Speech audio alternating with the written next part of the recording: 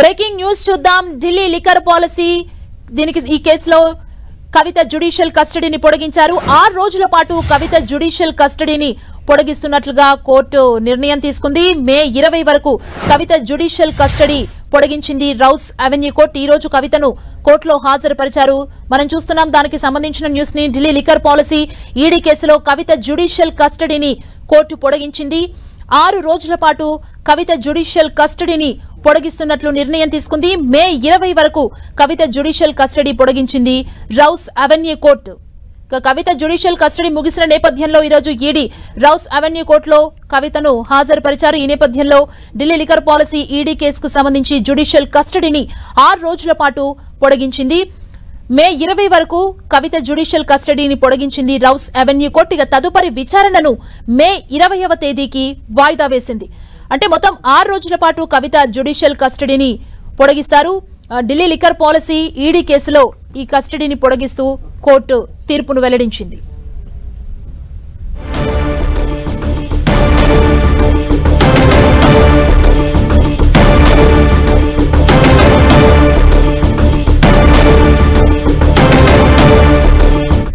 ఎస్ఈడీ కేసులో కవిత judicial custody 6 రోజులకు పొడిగిస్తూ rows Avenue court నిర్ణయం వెల్లడించింది. ఇదే అంశానికి సంబంధించి మరింత సమాచారం మా ప్రతినిధి గోపి మనకు అందిస్తారు. గోపి,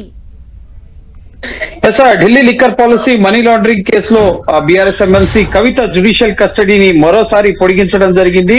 6 రోజుల పాటు పొడిగిస్తూ జ్యుడిషియల్ కస్టడీని రౌస్ అవెన్యూ కోర్టు నిర్ణయం తీసుకోవడం జరిగింది. దీంతో కవిత తిహార్ జైల్లోనే ఉండబోతున్నారు. మే 20వ తేదీకి తదుపరి విచారణ వాయిదా వేయడం జరిగింది. సో మే 20 వరకు కవిత జ్యుడిషియల్ కస్టడీని పొడిగించడం జరిగింది. Delhi liquor policy money laundering కేసులో మార్చి 15న కవిత అరెస్ట్ అయ్యారు. అప్పటి నుంచి కూడా కవిత ఇటు 10 రోజుల ఈడీ కస్టడీ అనంతరం జ్యుడిషియల్ కస్టడీలో మార్చి 26వ తేదీ నుంచి కొనసాగుతున్నారు.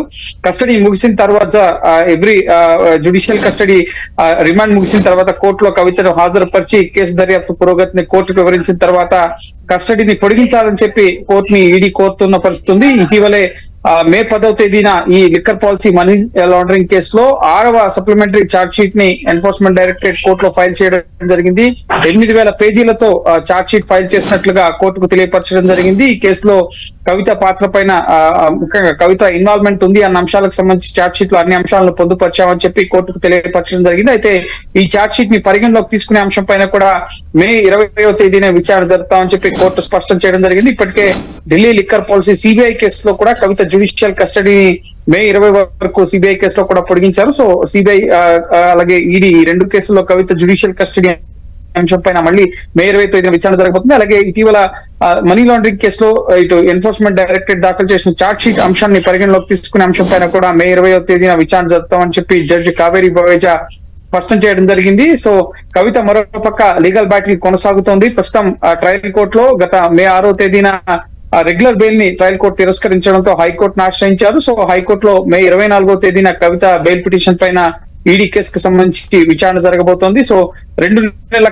కాలం పూర్తయింది కవిత అరెస్ట్ అయ్యి ఢిల్లీ లిక్కర్ పాలసీ ఈ మనీ లాండరింగ్ కేసులో. అలాగే ఏప్రిల్ 11వ తేదీన సిబిఐ కేసులో అరెస్ట్ అయ్యారు. సో ఈ 2 నెలల్లోగా ఈడీ అలాగే సిబిఐ కస్టడీని మినహాయించి 46 రోజులుగా ఆవిడ తిహార్ జైల్లో జైలు నెంబర్ 6 కాంప్లెక్స్ లో ఉంటున్నారు.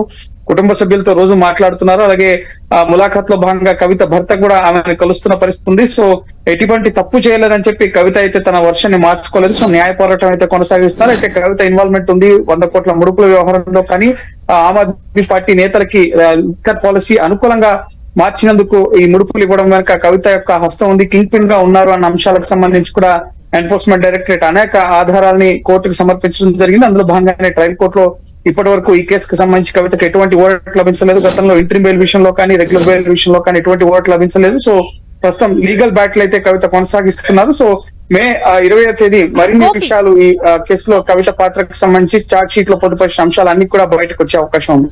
గోపి, 6 రోజుల కస్టడీని పొడిగిస్తూ రౌస్ అవెన్యూ కోర్టు తీర్పు వెలువరించింది. అండ్ తదుపరి విచారణ మే 20కి వాయిదా వేసిందంటే ఇప్పుడు కవిత తరపున లాయర్లకు ఏమైనా ఆప్షన్స్ ఉంటాయా? ఈ కేసులో మొదటి నుంచి కవిత పాత్ర లేదు, కవితకు వ్యతిరేకంగా ఎటువంటి ఆధారాలు లేవు. ఆ 7 ఏళ్లలోపు శిక్ష పడే కేసులో అరెస్ట్ అవసరం లేదని చెప్పే కవిత తరపు న్యాయవాదులు మొదటి నుంచి వాదనలు వినిపిస్తున్నారు. నితీష్ రాణా కానీ, మోహిత్ రావు కానీ, అలాగే అభిషేక్ మను సింఘ్వి కానీ అనేక గ్రౌండ్స్ ని కోర్టులో మెన్షన్ చేయడం జరిగింది. Prevention of money laundering act section 50 కింద ఆమె అరెస్ట్ చెల్లదు, చట్టవిరుద్ధంగా అరెస్ట్ జరిగిందన్న విషయాలను అయితే కోర్టు దృష్టికి తీసుకెళ్లారు. అయితే కవితకు వ్యతిరేకంగా అనేక మంది నిందితులు, అప్రూవల్ గా మారిన నిందితులు ఇచ్చిన స్టేట్మెంట్స్, శరత్ చంద్రారెడ్డి కానీ, మాగుంట రాఘవ కానీ, బుచ్చిబాబు, అలాగే మరికొంతమంది నిందితులు ఇచ్చిన స్టేట్మెంట్స్ ఆధారంగా తమ వద్ద ఆధారాలున్నాయి, డిజిటల్ ఎవిడెన్సెస్ లో ముఖ్యంగా మొబైల్ డేటాని అరెస్ట్ చేశారు, అలాగే సాక్షులను బెదిరించారు. అలాగే ఈ కేసులో కవిత వ్యతిరేకంగా అనేక మంది నిందితులు ఇచ్చిన స్టేట్మెంట్స్ అప్రూవల్ గా మారిన తర్వాత జడ్జి ముందే స్టేట్మెంట్స్ ఇచ్చారు. సో వాళ్ళ అబద్ధాలు చెప్పారు అనడానికి లేదు. సో ఖచ్చితంగా పాత్ర ఉంది అని చెప్పి ఎన్ఫోర్స్మెంట్ డైరెక్టరేట్ వాదన వినిపిస్తుంది. అయితే కవిత తరపు న్యాయవాదులు మాత్రం ఈ కేసులో నేరుగా ఎక్కడ కూడా కవిత ఇన్వాల్వ్మెంట్ లేదు అన్న వాదనని కోర్టు దృష్టికి తీసుకెళ్లినప్పటికీ కూడా ఈడీ తరపు వాదనలు పరిగణలోకి తీసుకుంటూనే ఇప్పటి వరకు ఈ కేసులో కవితకు అనుకూలంగా ఆమెకు ఊరట దక్కే విధంగా కోర్టు ఎటువంటి ఉత్తర్వులు ఇవ్వలేదు. సో ఉన్నత స్థాయి కోర్టులో, పై కోర్టులో మాత్రం కవిత తన న్యాయ పోరాటాన్ని కొనసాగించే అవకాశం ఉంది. హైకోర్టుకు కూడా ముఖ్యంగా కవిత అరెస్ట్ ఏ విధంగా జరిగింది, అలాగే ఈ కేసులో ఆమె పాత్ర లేదు అనడానికి ముఖ్యంగా ఎటువంటి అంశాలున్నాయి, వీటన్నింటినీ కూడా కవిత తరపు న్యాయవాదులు హైకోర్టులో మే 24వ తేదీన బెయిల్ పిటిషన్ పై విచారణ సందర్భంగా అక్కడ తమ వాదనలు వినిపించబోతున్నారు. సో ఆలోపు ఇప్పటికే ఛార్జ్ షీట్ ఫైల్ చేశారు కాబట్టి సో కవిత పాత్ర ఏంటి, ఎంతవరకు ఆమె ఇన్వాల్వ్మెంట్ ఉంది, ఏ విధంగా ఈ లిక్కర్ పాలసీ కేసులో ఆమె అక్యూజ్ గా ఉన్నారు అన్న అంశాలకు సంబంధించిన విషయాలన్నింటినీ కూడా కోర్టు ముందు 8,000 పేజీలతో ఛార్జ్ షీట్ ఫైల్ అయింది. కవితే కాదు, కవితతో పాటు మరో 4 నిందితుల పేర్లను జోడిస్తూ కూడా ఈ ఛార్జ్ షీట్ ఫైల్ చేశారు కాబట్టి సో 100 కోట్ల ముడుపులు ఏ విధంగా సమకూర్చారు, ఎలా విజయ్ నాయర్ ద్వారా అవి ఆమ్ ఆద్మీ పార్టీకి చేరాయి, గోవా ఎలక్షన్స్ లో ఏ విధంగా ఖర్చు చేశారు, ఎవరి ద్వారా ఖర్చు చేశారు, కేజ్రీవాల్ ఇన్వాల్వ్మెంట్ ఎంతవరకు ఉంది, మనీష్ సిసోడియా తో ఇటు కవిత చర్చలు జరిపారా, సో ఈ లిక్కర్ కేసులో కవిత కోసం ఎవరెవరు ఢిల్లీలో పనిచేశారు, అలాగే సౌత్ గ్రూప్ లో ఎవరెవరు ఎంత అమౌంట్ సమకూర్చారు, వీటన్నిటికి సంబంధించిన అంశాలను కూడా ఛార్జ్ షీట్ లో పొందుపరిచినట్లుగా తెలుస్తోంది. సో వీటన్నిటికి సంబంధించిన విషయాలపైన కూడా కోర్టు ఈ ఛార్జ్ షీట్ ని పరిగణలోకి తీసుకునే అంశం పైన మే 20న విచారణ జరుపుతా ఉన్నారు కాబట్టి సో అప్పుడే ఈ ఛార్జ్ షీట్ వెలుగులోకి వచ్చే అవకాశం ఉంది. కవిత పాత్ర ఏంటి అనేది క్లియర్ గా అప్పుడు బయటపడే అవకాశం ఉంది. ఇప్పటి వరకు ఎన్ఫోర్స్మెంట్ డైరెక్టరేట్ దర్యాప్తు సంస్థ కోర్టులో వాదనల సందర్భంగా అలాగే రిమాండ్ రిపోర్ట్ లో పేర్కొన్న అంశాల ఆధారంగానే కవిత పాత్ర ఎంత వరకు ఉంది అన్న అంశాలన్నీ కూడా వెలుగులోకి వచ్చాయి. సో ఛార్జ్ షీట్ లో క్లియర్ గా ఈ కేసులో ఎంత మేరకు కవిత అలాగే సౌత్ గ్రూప్ సంబంధించిన వ్యాపారులు, వ్యక్తులు లబ్ధి పొందారు, వీటన్నిటికి సంబంధించిన విషయాలను కూడా మే 20న జరిపే విచారణ సందర్భంగా మరిన్ని విషయాలు వెలుగులోకి వచ్చే అవకాశం ఉంది. సో అప్పటి వరకు కూడా కవిత తీహార్ జైల్లోనే గడపబోతున్నారు. Thank you Gopi.